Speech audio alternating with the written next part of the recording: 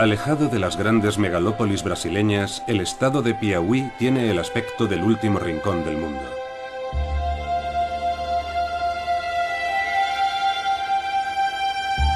Situado en una zona árida del noreste, ha permanecido ajeno a los grandes cambios económicos y culturales que ha experimentado el país y hoy es el estado más pobre de Brasil.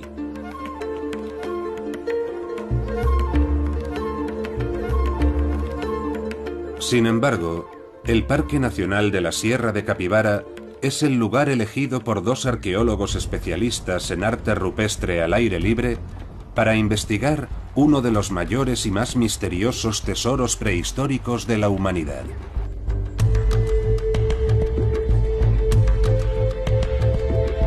A finales de los 70, una joven arqueóloga franco-brasileña, Nied Guidon, descubrió en esta zona casi por casualidad un yacimiento de pinturas rupestres hasta entonces desconocidas.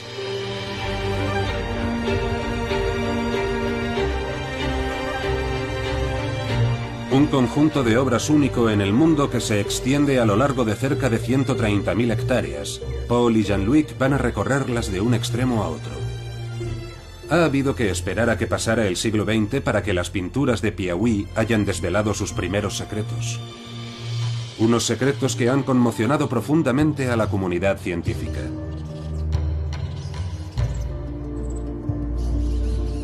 Paul Van y Jean-Luc Lequelec acuden a esta región apartada de Brasil para contribuir al debate que sacude al mundo de la arqueología, ya que si las pinturas de Piauí resultasen ser las más antiguas del continente, toda la teoría de colonización de América se desmoronaría. Memorias de piedra.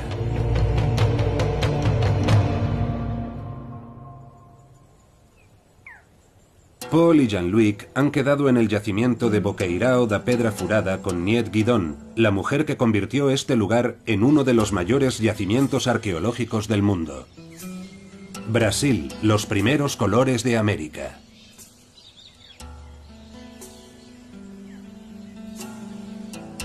Paul tuvo la oportunidad de venir hace 25 años para investigar. En el caso de Jean-Luc, esta es su primera visita. Ha cambiado mucho, es evidente. Estos edificios no estaban, ni los cafés ni las tiendas de souvenirs. En aquella época, llegar aquí era toda una aventura.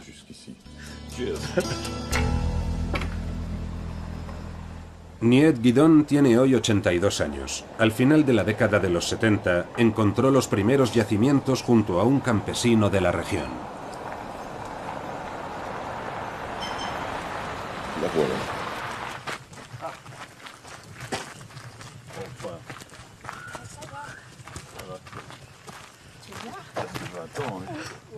¿Cuánto tiempo?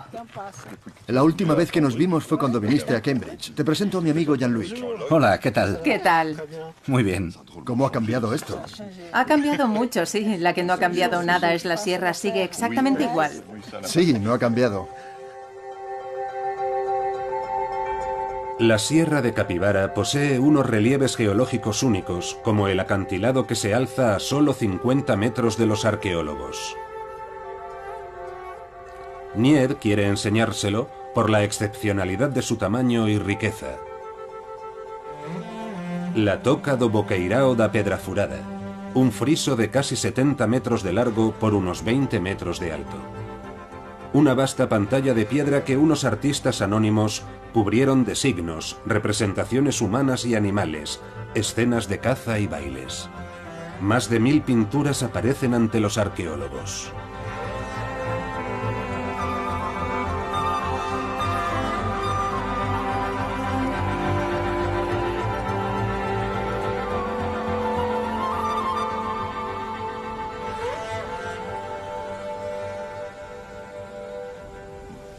Magnífico. Es algo realmente magnífico. Ahí tenemos lagartos. ¿Eso de ahí son cangrejos con sus pinzas? Sí, son cangrejos. Y eso de ahí, caimanes. Es decir, que tenemos una fauna extinta y un clima totalmente diferente al de hoy. Hay colores diferentes y estilos diferentes, porque encontramos el caimán blanco a la izquierda, el cangrejo, y debajo ese personaje de ahí. ¿Eso de ahí con las rayas? ¿Qué es? Son representaciones de seres humanos. Parecen personas con máscaras para ceremonias. Ah, vale, de acuerdo.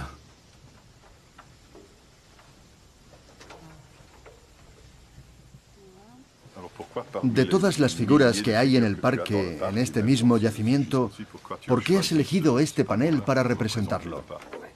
Ante todo porque es hermosa y sobre todo porque es simbólica. Representa a una madre que protege a su pequeño. La protección del parque debe ser así.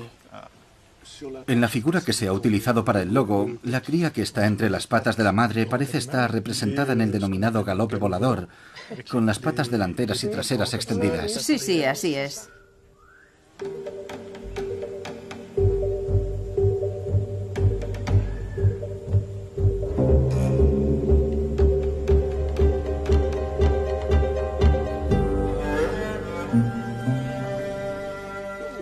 En el Sáhara hay muchas imágenes que representan carros tirados por caballos al galope volador. Muchos dicen que es característico de una época de pintura rupestre del Sáhara. Aquí también encontramos el galope volador, así que... También lo encontramos en las cuevas de Lascaux. En realidad está en todas partes. Es el modo de correr que tienen los animales. Es la forma de representar la carrera.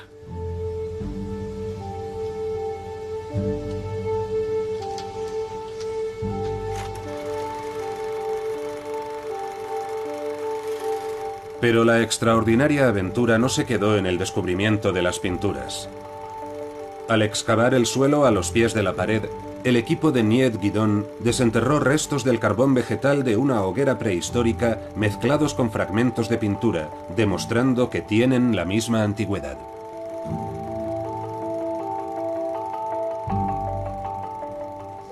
Llevé el carbón a Francia para que lo datasen. Me dieron una fecha. No recuerdo exactamente, pero era alrededor de 18.000 años. Entonces les dije que tenían que haberlo mezclado con otra cosa porque en América no había nada tan antiguo. Me contestaron que se trataba de mi muestra, que volviese y continuase con la excavación. Así que continuamos con ella y la ampliamos. No parábamos de encontrar restos. Objetos tallados, restos de hogueras estructuradas. Así que la excavación siguió creciendo hasta llegar a ocupar esta inmensa superficie. Hemos llegado hasta los 8,5 metros de profundidad, a la roca madre. Y también allí hemos encontrado restos de hogueras. Hemos podido hacer dataciones de hasta 50.000 años. Sí, lo recuerdo muy bien. En cuanto publicaste las primeras dataciones antiguas, hubo una conmoción en el mundo de la prehistoria. Los americanos dijeron que era imposible, porque América del Sur fue poblada por pueblos que primero habían pasado por el norte de América hace unos 12.000 años y ya está. Hasta el descubrimiento de la Pedra Furada, los especialistas pensaban que la población más antigua del continente americano se encontraba en Norteamérica. Los primeros ocupantes de América, procedentes de Asia, cruzaron el estrecho de Bering por un puente de hielo hace unos 13.000 años. Primero se habrían asentado al norte del continente para después descender progresivamente hacia el sur. Es la denominada teoría de Clovis, que recibe el nombre de la ciudad de Clovis en Nuevo México, en donde se encontraron algunos utensilios prehistóricos. De modo que sería imposible que hubiese habido hombres en el sur de América antes de esta fecha. El descubrimiento de las figuras rupestres brasileñas y su datación hicieron que se tambalease dicha teoría. El hombre habría vivido en América Latina mucho antes de la supuesta llegada de las poblaciones procedentes del norte. Niet Guidon no se imaginaba ni por un momento que estaba desenterrando una auténtica bomba que iba a alterar por completo la teoría clásica de colonización del continente americano.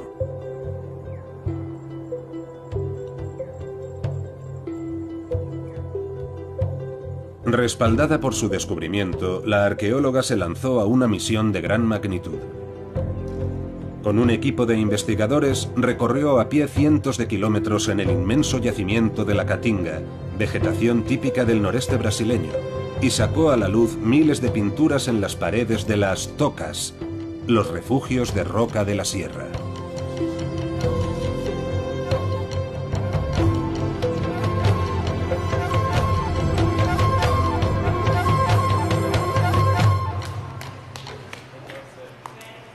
Paul y Jean-Luc han querido conocer a uno de los primeros testigos, Nivaldo. Trabaja en una fábrica de cerámica, pero también es el guía más antiguo del parque.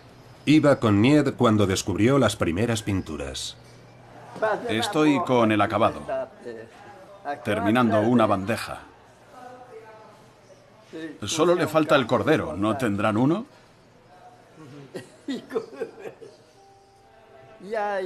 Entonces aquí no había coches. Ella venía andando. Recorría todos los caminos a pie.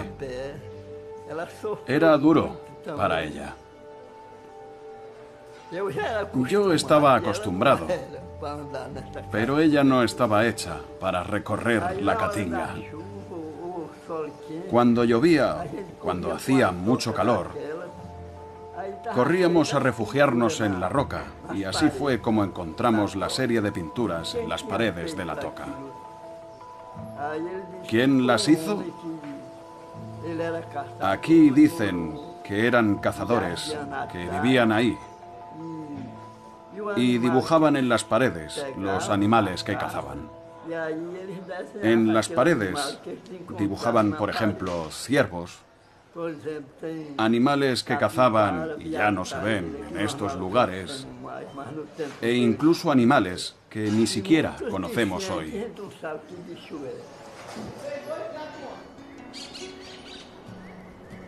Con el paso de los años y con cada descubrimiento, las dataciones correspondientes confirmaban la antigüedad y contradecían cada vez más las teorías científicas de la época. La fama del yacimiento iba creciendo. Se hizo indispensable protegerlo y darlo a conocer. En 1979, Nied consiguió que se convirtiese en parque nacional. En 1986 creó la FUMDAM, la Fundación Museo del Hombre Americano, que tiene por misión la gestión, exploración y protección de este patrimonio único. Una oportunidad para toda la región y para los habitantes del pueblo Coronel José Díaz, que se encuentra en las inmediaciones del parque. La creación del parque trajo consigo la aparición de muchas actividades económicas ligadas a la investigación y al turismo. Hoy la mayoría de los habitantes trabajan para el parque. Al descubrir el yacimiento, Nied cambió el futuro de toda una población.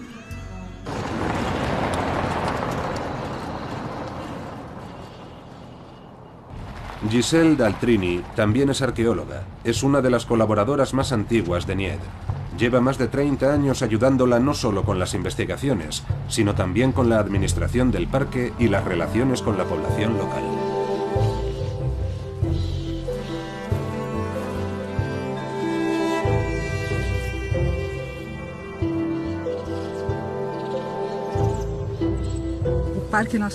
El Parque Nacional de la Sierra de Capibara se extiende a lo largo de 129.000 hectáreas. El número de yacimientos y refugios con pinturas en la zona del parque y en la vecina Sierra das Confissões asciende a un total de 1.352 yacimientos arqueológicos. En 1991, la UNESCO declaró las pinturas rupestres de la región Patrimonio de la Humanidad. Dicho reconocimiento ha supuesto una mejora para la región en términos de conservación del patrimonio cultural y del patrimonio medioambiental de la Caatinga.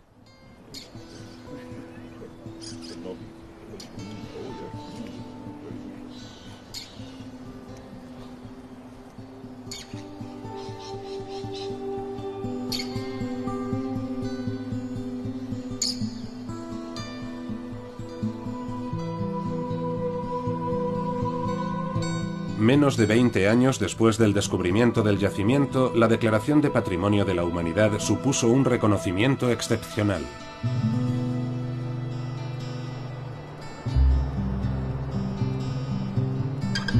Pero todavía queda por hacer un trabajo inmenso para desvelar más sobre los misterios del parque. ¿Quiénes eran realmente los americanos de la prehistoria? ¿Las obras que dejaron tras de sí pueden ayudarnos a conocerlos?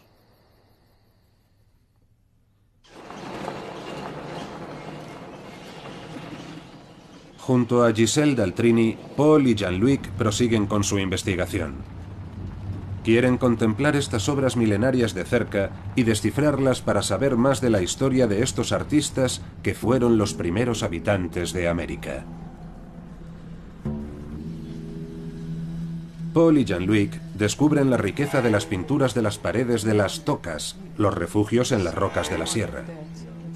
Las pinturas rupestres de la Sierra de Capibara forman escenas particularmente narrativas en las que predominan las figuras humanas, a diferencia de las pinturas rupestres europeas.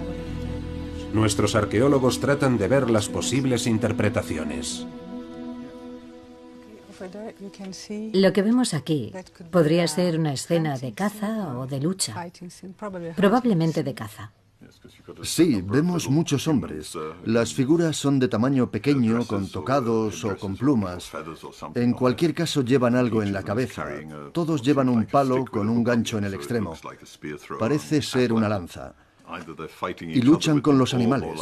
O más bien su atención se centra en los hermosos animales que están debajo de ellos, con dibujos geométricos en el interior muy bien dibujados.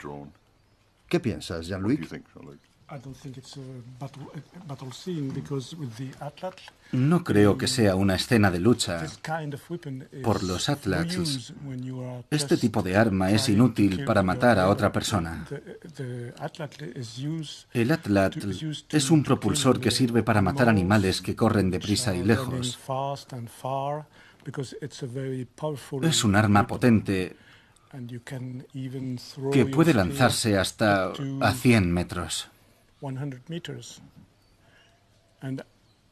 Además, están todos en fila, mirando hacia el ciervo, tratando de matarlo. Es uno de los problemas básicos que presenta el arte rupestre cuando tratamos de comprender lo que intenta transmitirnos. ¿Es decorativo? ¿Narra una historia? ¿Se trata de una historia real, una lucha real, una escena de caza real que decidieron plasmar en una pared? ¿Es un mito, una parte de las leyes de la creación? Sencillamente no lo sabemos. Narra claramente una historia, pero si es real o mitológica, eso ya es otro tema.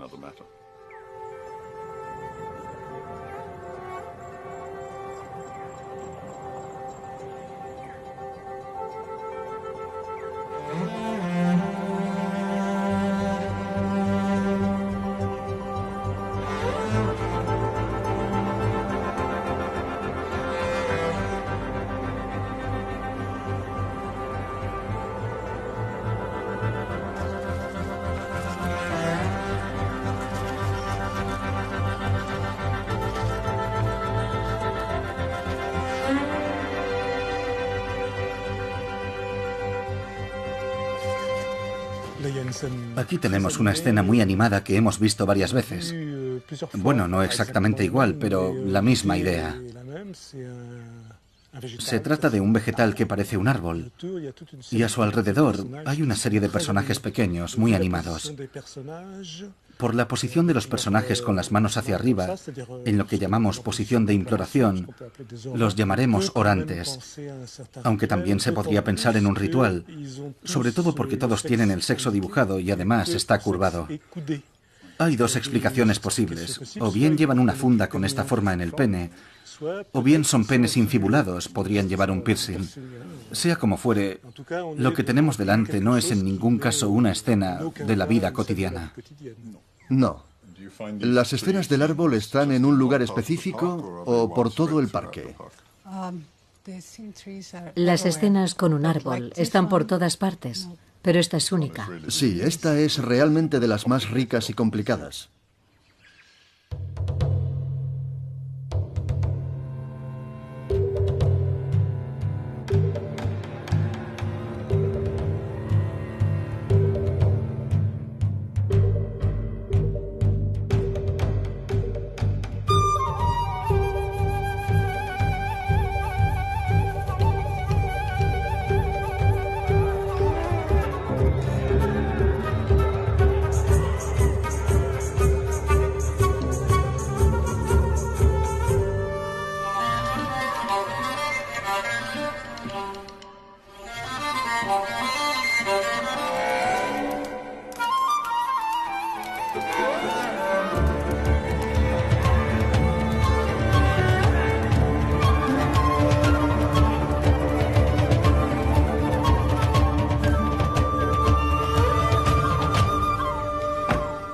Giselle quiere mostrar a Paul y Jean-Luc un yacimiento que diferencia a la Sierra de Capibara de los demás yacimientos. En él encontramos numerosas escenas que representan actos sexuales.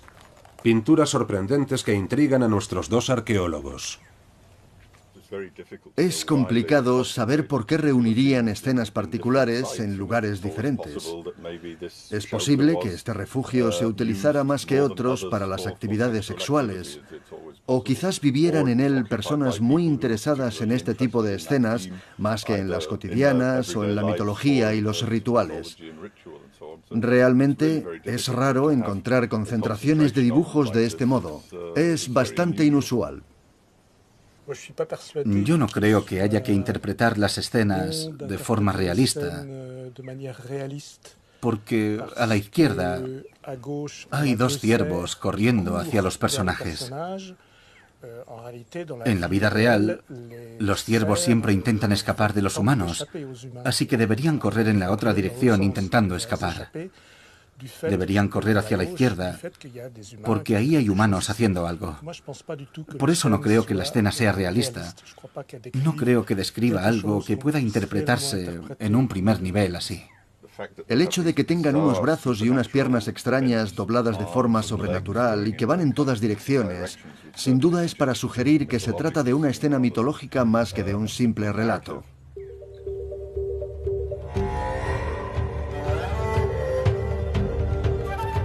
Las figuras de la sierra son móviles, parecen bailar, saltar, jugar. Hacen el amor, cazan. Las paredes desprenden la sensación de alegría, movimiento, ligereza, esperanza. Una alegre agitación.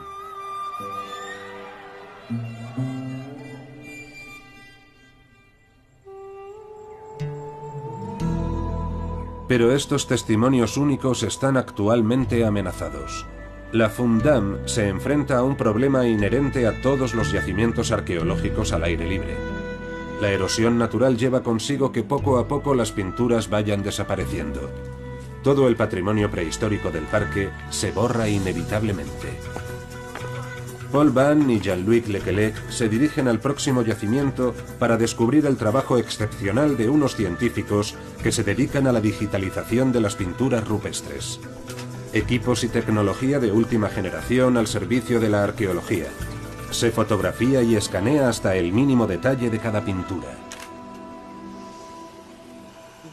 Escaneamos las pinturas con este escáner, que nos da una resolución de alrededor de medio milímetro.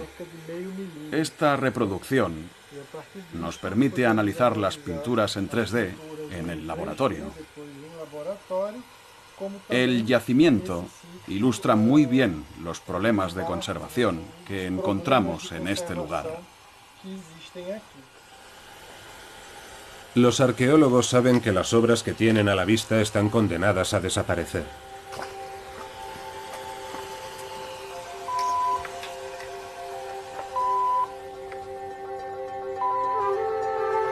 Una razón más para aprovechar cada momento para observar y analizar las pinturas sobre el terreno.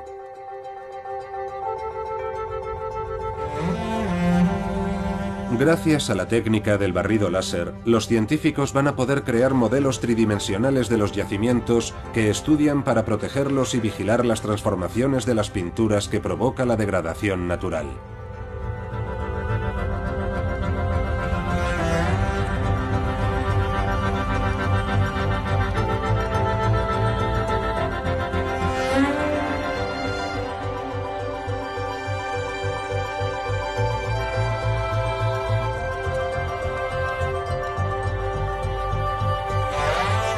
Una técnica perfecta para estudiar el patrimonio arqueológico del Parque Nacional de la Sierra de Capibara.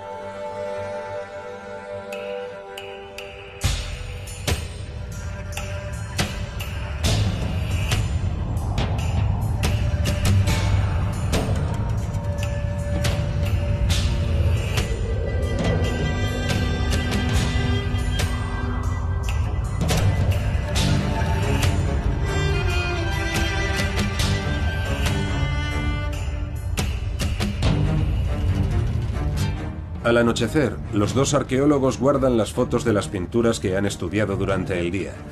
Para ellos son muy valiosas y escasas, y gracias a ellas podrán realizar un análisis más preciso. Jean-Luc le muestra a Paul un programa informático que permite ver detalles de las pinturas que no pueden verse de otro modo. Esto es The Stretch, un programa diseñado por John Harman. Es muy útil porque permite tratar fotos para ver cosas que no pueden verse in situ. Pinturas que se nos habían escapado cuando hicimos las fotos. Y también es muy útil porque permite ver mejor las superposiciones. Hay superposiciones que son muy delicadas en las que no se sabe qué pintura está encima. Gracias a él podemos saber qué pintura se hizo antes y qué pintura se hizo después. Sí. Aquí ocurre lo mismo. En una foto en la que prácticamente no se ve nada, solo se ve vagamente una mancha amarilla. La tratamos con el mismo programa y lo que era amarillo aparece verde y se ve mucho mejor. Podemos apreciar que es un cuadrúpedo con un cuerpo cuadrangular. El cuello, la cabeza, una oreja pequeña, dos patas delanteras, dos patas traseras, una cola pequeña levantada y en el interior hay otro pequeño cuadrúpedo al galope volador, rojo con las dos patas delanteras, las dos patas traseras, la cola pequeña. Se ve claramente que las pinturas rojas se hicieron después. Están encima, se ve muy bien, salta a la vista.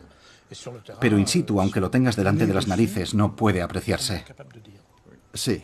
Entonces es una herramienta que va a cambiar por completo los estudios del arte rupestre, puesto que hay muchas cosas que nos habíamos perdido estos últimos años porque no las podíamos ver.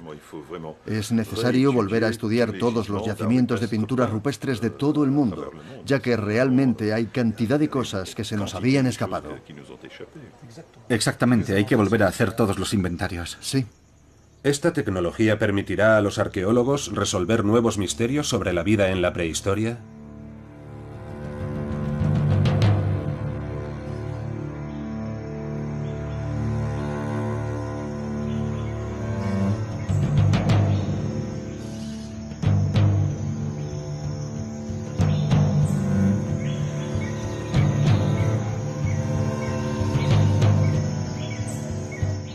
Hace más de 10.000 años la Sierra de Capibara, hoy semiárida, estaba cubierta por una selva tropical, verde, densa, húmeda, con árboles inmensos y ríos llenos de peces.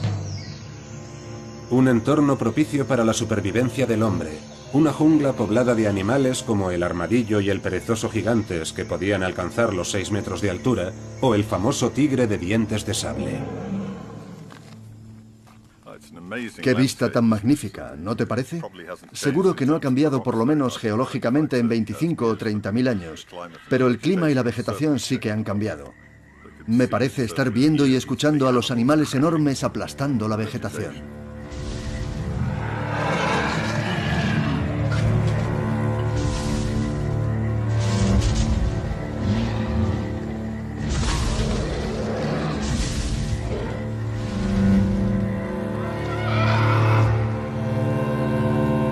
Paul y Jean-Luc van a visitar la Fundam, en la que se conservan numerosas osamentas de esta época prehistórica que están siendo estudiadas por el Laboratorio de Paleontología. Las investigaciones permiten comprender mejor el entorno y los cambios climáticos de la época. Hace unos 10.000 años se produjeron unos cambios climáticos, no solo en esta región, sino a escala planetaria. Dichos cambios, relativamente rápidos, provocaron la desaparición de la megafauna en varios lugares del mundo. Algunos animales consiguieron migrar hacia lugares más propicios.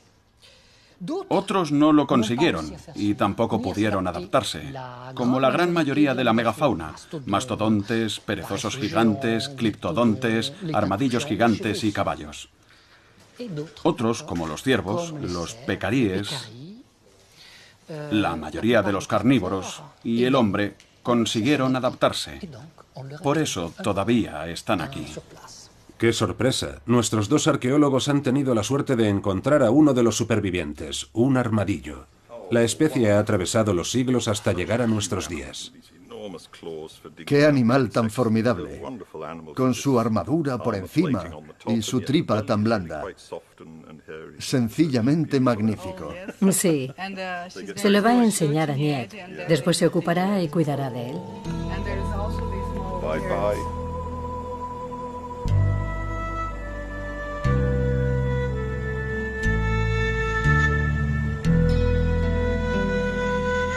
Hoy casi todos estos animales han desaparecido, pero el testimonio de su existencia permanece grabado en las paredes. Unas especies que se extinguieron hace 10.000 años. Los hombres lucharon por la supervivencia y dejaron aquí el testimonio de su paso. Sin embargo, pese a todas las pruebas acumuladas a lo largo de los años, algunos investigadores siguen teniendo dudas sobre las dataciones de muchos yacimientos del parque. Para hacer frente a sus detractores y defender la legitimidad del parque, Niet Guidon recurrió a un nuevo equipo. En 2008, apoyado por un equipo pluridisciplinar, Eric Boeda tomó el testigo para perfeccionar e impulsar las investigaciones arqueológicas. Es profesor de arqueología, miembro del Instituto Universitario de Francia e internacionalmente reconocido por sus trabajos sobre herramientas prehistóricas. Tiene a su cargo numerosas misiones arqueológicas por todo el mundo y desde sus primeros descubrimientos en la Sierra de Capibara está de acuerdo con las dataciones efectuadas. Llegaste en 2008, ¿no? En 2008, sí. Niet Guidon me pidió que viniera para hacer el enésimo peritaje del material de Boqueirão. Así que vine con un colega brasileño llamado Emilio Fogasa. Inspeccionamos el material y no entendíamos por qué se había creado tanta polémica. Era evidente. Luego Niet me preguntó si sería posible reactivar una misión francesa. Fue aquí, en el yacimiento de Sitio do Meio, donde Eric tuvo la oportunidad excepcional de encontrar las pruebas casi irrefutables de las dataciones. Las excavaciones para encontrar objetos prehistóricos se organizan conforme a la noción de estratigrafía. El principio básico es que las capas de ocupación se acumulan con el tiempo, de modo que caminamos sobre la más reciente. Al excavar, encontramos las capas precedentes, y cuanto más se excava, más antiguas son las capas que encontramos. De modo que los restos más antiguos serán los que se encuentran en la parte más profunda de la excavación. En el yacimiento de Sitio do Meio se produjo un hundimiento del techo rocoso que selló por completo los niveles situados por debajo. Eric Boeda realizó excavaciones y pasó bajo el nivel de hundimiento. Sus hallazgos confirmaron las dataciones de Niet. 3 carbones vegetales fueron datados aquí directamente, 28.000 años, 28.000 años y 28.000 años. Se asociaron al que había sido encontrado aquí y que conseguimos posicionar. Procedía de esa zona de allí. Había dado 25, pero una vez calibrado dio 28. Más otro que acabamos de conseguir también da 28, así que la datación es 28.000 años. De modo que este episodio sedimentario corresponde a una vivienda de 28.000 años. ¿Qué sientes al pisar un suelo de 28.000 años o al encontrar un objeto que nadie había visto desde hace 28.000 años? Creo que la primera sensación es que estoy en contacto con la huella que dejaron otros hombres, así que estoy en la historia. Sobre todo es una responsabilidad. Si partimos de la idea de que hay personas que están aquí desde hace 40.000 años, soy una página adicional de la historia y no debo concluirla. Es eso.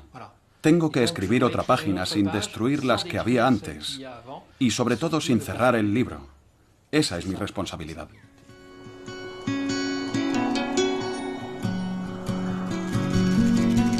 Para Eric Boeda y prácticamente la totalidad del mundo de la arqueología queda demostrado que hombres y mujeres vivieron aquí hace por lo menos 28.000 años y se han ido sucediendo desde hace milenios. Pero aunque las dataciones sean indiscutibles, los partidarios de la teoría de Clovis cuestionan su interpretación.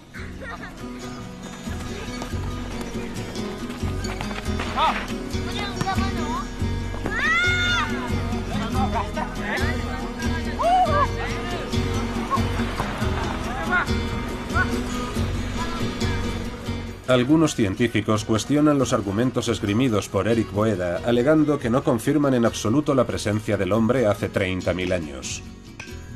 Según ellos, el carbón no procedería de hogueras hechas por el hombre, sino de incendios naturales, y las piedras encontradas por Eric Boeda no serían herramientas, sino solo el resultado de la caída de piedras.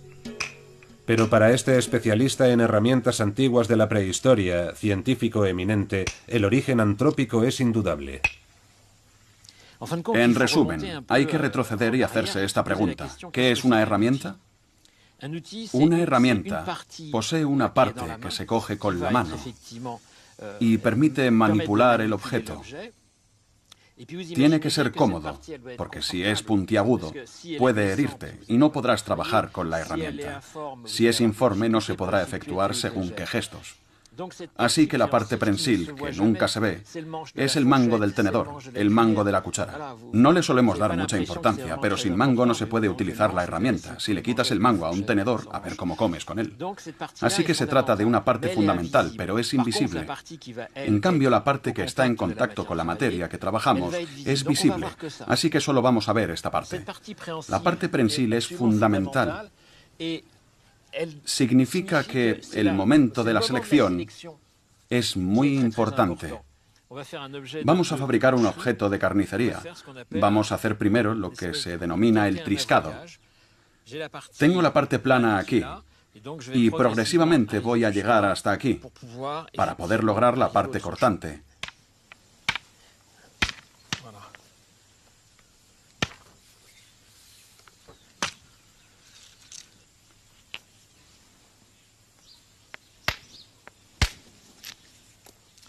La dificultad reside en que tengo que conseguir un ángulo agudo.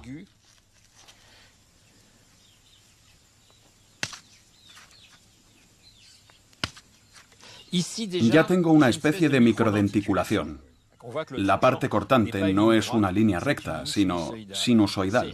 Es la actual sierra, propia de los útiles de carnicería para cortar articulaciones y tendones. Bueno, como comprenderán, no puedo profundizar mucho, pero es muy eficaz. Entonces, si lo he entendido bien, hay herramientas que tienen un aspecto primitivo, solo es el aspecto. Pero podría pensarse que son muy antiguas por el aspecto. Y me da la impresión de que algunas tienen un aspecto tan primitivo que muchos han pensado que ni siquiera eran herramientas. Bien, supongamos que la piedra cae por la pendiente. Se producen entonces fracturas naturales, pero cuando la naturaleza produce un objeto por una caída por la gravedad, el objeto carece de funcionalidad. Los golpes que se producen sobre el objeto no siguen una lógica. Son aleatorios. Son totalmente aleatorios. Sin embargo, cuando el hombre quiere fabricar un objeto, tiene un objetivo funcional, y dicho objetivo supone una parte prensil, una parte que puede transformarse, que permite imprimir una energía, de modo que hay que respetar un conjunto de factores. También se ha dicho que son obra de monos, pero ningún artículo habla de monos, tallando y fabricando objetos cortantes para su uso. El mono utiliza una propiedad de las piedras, el peso. Pero si nos fijamos detenidamente y observamos los impactos, utiliza cualquier parte de esta superficie. Es decir, que va a golpear, pero no tiene ninguna noción de la cualidad del impacto. Así que el objeto producido por la naturaleza queda excluido, y el objeto producido por un mono queda doblemente excluido.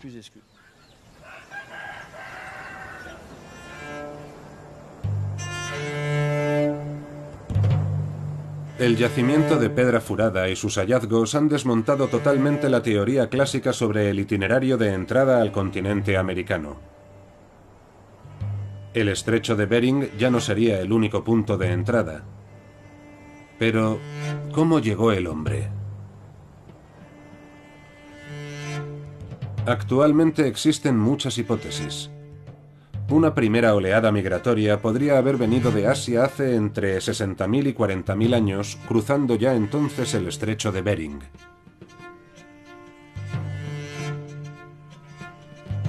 El hombre también podría haber bordeado la costa practicando el cabotaje. Otra hipótesis sugiere que podría haber cruzado el océano a remo o llegar después de un naufragio. Hoy los científicos estudian todas las posibilidades en función del punto de partida, de la estación de la travesía, de las corrientes marinas, de los vientos y de las posibilidades de supervivencia. Pero Nied y sus equipos han conseguido que casi el conjunto de la comunidad científica admita que el hombre vivió en el sur de América hace más de 25.000 años. Por la noche, Paul y Jean-Luc van a casa de Nied. Para ella, la polémica ya no tiene razón de ser. ¿Todavía existe la polémica o en general ya lo han aceptado? No, creo que ya está totalmente aceptado. Creo que ahora los más escépticos tienen que admitir que... Por supuesto, los trabajos y las publicaciones de aquí están empezando a salir en las revistas americanas y no hay ningún problema. Eran teorías. Y para que una teoría se convierta en ley, necesita datos. Si no hay datos, o si hay datos que dicen que no es cierta, la teoría deja de existir. Creo que mucha gente se tomó la teoría de Clovis como si fuera una ley, cuando solo era una teoría.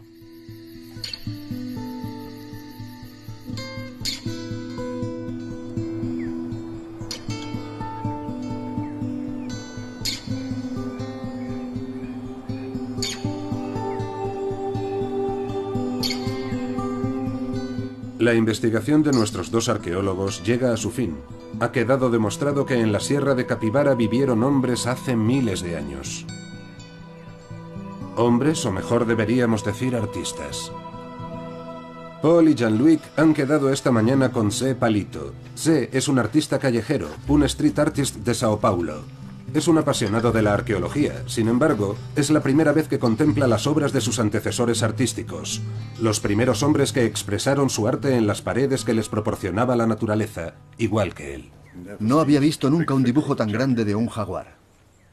Zé y los arqueólogos tienen delante una figura sorprendente, un jaguar blanco, una pintura distinta a los estilos que han visto hasta ahora. Parece que tiene 6 dedos en las patas. Sí.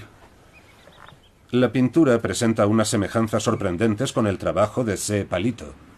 En las obras de Zé, la naturaleza está muy presente y a menudo representada por jaguares y tigres. Zé, ¿cuál es su reacción ante esta pintura? Tenemos aquí un jaguar, que es un elemento mayor, realzado en una pared hecho hace miles de años. Su trabajo es muy similar. Suele representar un jaguar en primer plano. Es evidente que existen diferencias. Cada cual se expresa en función y conforme a su tiempo, su problemática, y utiliza materiales diferentes. Pero tenemos en común el hecho de expresarnos en una superficie sólida al aire libre. Resulta interesante pensar que hace miles de años ya hacían lo mismo que hago yo hoy. Expresarme sobre una pared. Me parece interesante también pensar en las técnicas de pigmentación que utilizaban. Lo que hago yo es efímero, no aguanta tanto tiempo ni aunque utilice técnicas muy modernas. Mi pigmentación no es buena. Mientras que sus pinturas llevan ahí desde hace miles y miles de años. Los pigmentos naturales son los mejores pigmentos, los que más tiempo duran. Pueden aguantar entre 10.000, 20.000, 30.000 años, porque son pigmentos minerales. No se modifican con el tiempo. La modificación que se puede realizar es añadir fijadores para que aguanten. Pero los métodos de pintura que se inventaron en la prehistoria se han utilizado sin ningún cambio hasta el siglo XIX. Algunas pinturas son de gran tamaño. Se hicieron para ser vistas de lejos y por muchas personas a la vez. Otras son muy pequeñas y hay que acercarse mucho para verlas. Son privadas, más discretas. De modo que resulta difícil dar las mismas explicaciones para las dos. No sé si en su arte existe algo parecido. El sol tiene una gran influencia. Por ejemplo, si el artista pinta sobre una pared a la que da mucho el sol, si pasa todo el día al sol, es muy posible que su trabajo no sea tan detallista. Sin embargo, si está a la sombra, permanecerá más tiempo, estará más tranquilo. Por lo que he podido ver aquí, el hombre prehistórico pintaba generalmente a la sombra, lo que explica todos estos detalles y los dibujos pequeños. Detalles que pueden verse a simple vista, pero también pinturas que se perciben gracias a los programas de análisis de imágenes utilizados por Jean-Luc. Analizar las imágenes de una pintura mural es como efectuar una excavación en un yacimiento arqueológico.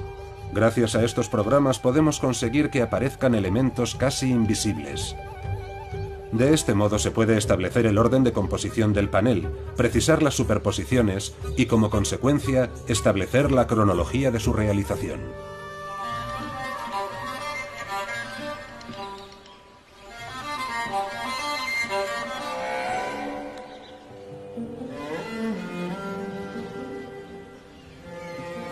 Es interesante establecer una conexión entre el arte rupestre y mi trabajo. En ambos casos encontramos el ser humano, la naturaleza y la representación de los animales. Este tigre tiene la misma posición que el jaguar que hemos visto antes. Es realmente hermoso. Este trabajo es muy especial para mí. Les traduzco lo que pone aquí.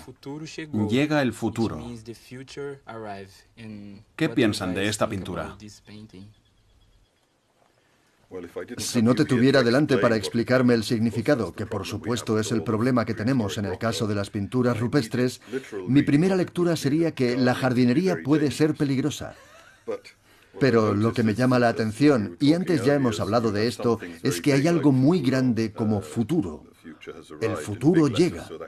Letras de gran tamaño que pueden verse a gran distancia. Pero también has puesto letras pequeñas y hay que acercarse a la pared para poderlas leer. De nuevo tenemos la conexión entre elementos grandes, hechos para ser vistos desde lejos, y cosas más privadas para las que hay que acercarse y esforzarse un poco para poderlas ver. Hay una diferencia muy grande con el arte rupestre que acabamos de ver. Está claro que hay plantas y un animal saltando, pero también hay un texto escrito. El futuro llega. Esto nos ayuda a orientar nuestra interpretación de la imagen. Es muy diferente cuando no hay texto, ni conocemos nada sobre el contexto. También sabemos que se trata de un entorno urbano. Total, que sabemos muchas cosas solo mirando la imagen. Mientras que cuando miramos las pinturas de la roca, estamos totalmente desvalidos. No sabemos prácticamente nada y no podemos interpretar. E incluso en el caso de tu obra, con la imagen y el texto, afortunadamente contamos con tu interpretación, porque si no podríamos decir una tontería, creo. Así que en el caso del arte rupestre es mucho peor. Es fácil equivocarse por completo porque no tenemos ninguna indicación escrita ni oral. Las personas que las hicieron no pueden explicarnos lo que hicieron. El parque no es solo la fabulosa herencia artística que dejaron nuestros antepasados. También es un lugar de conservación de la fauna y flora, un entorno maravilloso para científicos de todo el mundo, no solo para arqueólogos, también para botánicos, zoólogos, un espacio protegido en donde la naturaleza brasileña puede recuperar sus derechos. Paul y Jean-Luc acuden al capricho de la naturaleza más famoso del parque para despedirse antes de marcharse de la mujer que hizo posible que este rincón del paisaje brasileño se convirtiera en un capítulo de la historia de la humanidad. En torno a este monumento geológico, has creado un monumento arqueológico, turístico. Lo que has hecho aquí es fantástico. Bueno, lo hicieron los hombres prehistóricos. Por supuesto. Pero tú se lo has enseñado al mundo. Sí, lo cierto es que tuve mucha suerte. Al principio no me imaginaba que fuera tan grande. La primera vez que viste este lugar no te imaginabas que ibas a dedicarle más de la mitad de tu vida. Sí, eso es. Y el problema es que cada vez que vas a otro sitio sigues encontrando más cosas. La primera vez que viniste no podías ni imaginar todo lo que había aquí y lo que iba a suceder. No. ¿Y ahora?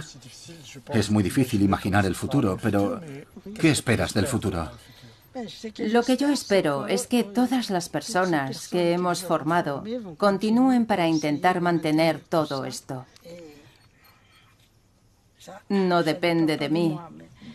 Creo que ya hemos formado a bastantes personas que hoy ya han hecho el doctorado y podrían continuar con las investigaciones y mantener todo el yacimiento. ¿Y el futuro más lejano, con los más pequeños? ¿Los más pequeños? Todo esto ya está en los temarios de los libros. Sierra de Capibara aparece en los libros de historia. Los profesores traen a sus alumnos para que lo vean. El futuro depende de la educación. Sí. La esperanza son los jóvenes. Así es. Creo que a todos los niños que vienen a verlo les gusta mucho.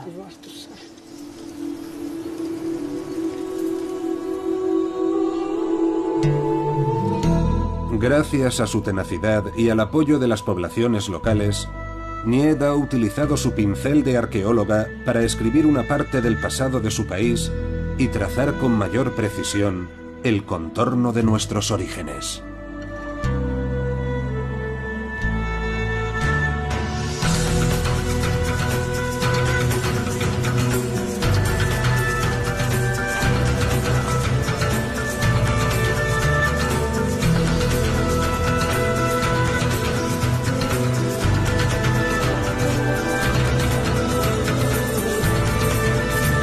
Flores de América.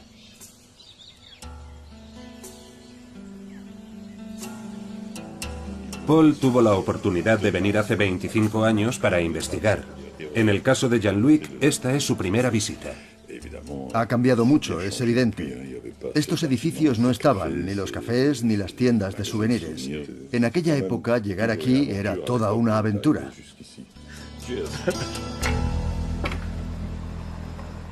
Nied Guidon tiene hoy 82 años. Al final de la década de los 70, encontró los primeros yacimientos junto a un campesino de la región.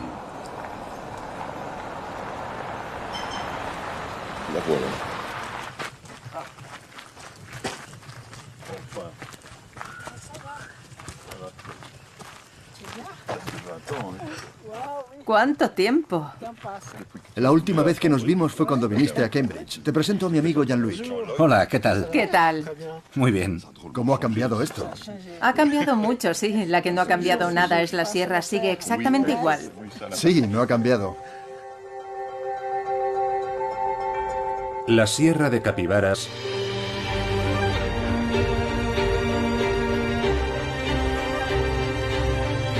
un conjunto de obras único en el mundo que se extiende a lo largo de cerca de 130.000 hectáreas. Paul y Jean-Luc van a recorrerlas de un extremo a otro.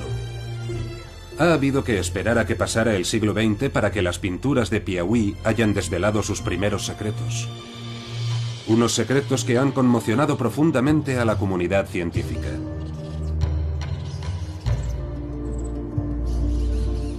Paul Van y Jean-Luc Lequelec acuden a esta región apartada de Brasil para contribuir al debate que sacude al mundo de la arqueología, ya que si las pinturas de Piauí resultasen ser las más antiguas del continente, toda la teoría de colonización de América se desmoronaría. Memorias de piedra.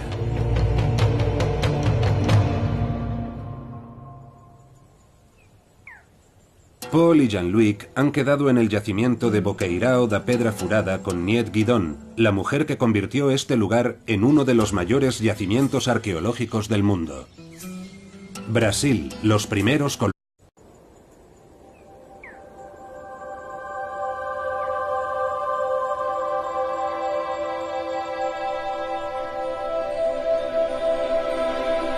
Alejado de las grandes megalópolis brasileñas, el estado de Piauí tiene el aspecto del último rincón del mundo.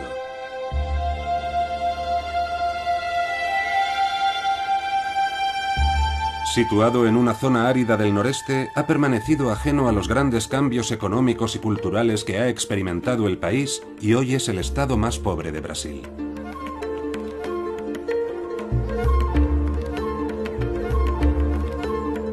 Sin embargo, el Parque Nacional de la Sierra de Capibara es el lugar elegido por dos arqueólogos especialistas en arte rupestre al aire libre para investigar uno de los mayores y más misteriosos tesoros prehistóricos de la humanidad.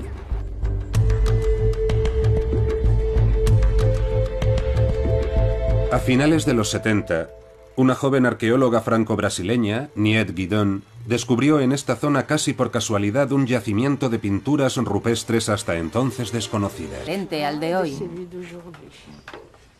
Hay colores diferentes y estilos diferentes, porque encontramos el caimán blanco, a la izquierda el cangrejo, y debajo ese personaje de ahí. ¿Eso de ahí con las rayas? ¿Qué es? Son representaciones de seres humanos. Parecen personas con máscaras para ceremonias. Ah, vale, de acuerdo.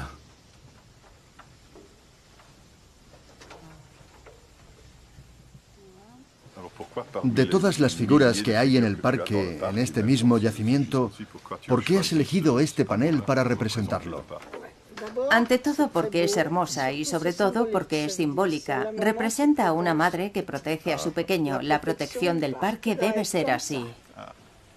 En la figura que se ha utilizado para el logo, la cría que está entre las patas de la madre parece estar representada en el denominado galope volador, con las patas delanteras y traseras extendidas. Sí, así es.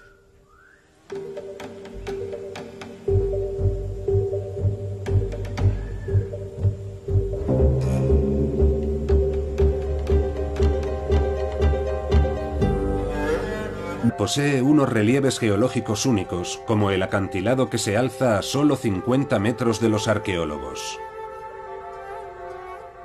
Nied quiere enseñárselo por la excepcionalidad de su tamaño y riqueza.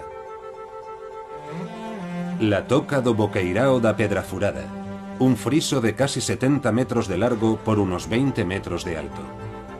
Una vasta pantalla de piedra que unos artistas anónimos cubrieron de signos, representaciones humanas y animales, escenas de caza y bailes. Más de 1000 pinturas aparecen ante los arqueólogos.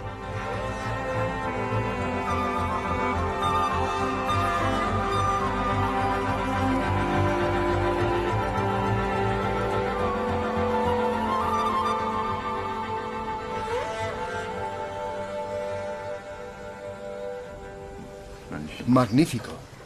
Es algo realmente magnífico.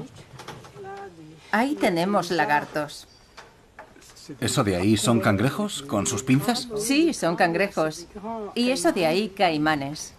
Es decir, que tenemos una fauna extinta y un clima totalmente diferente.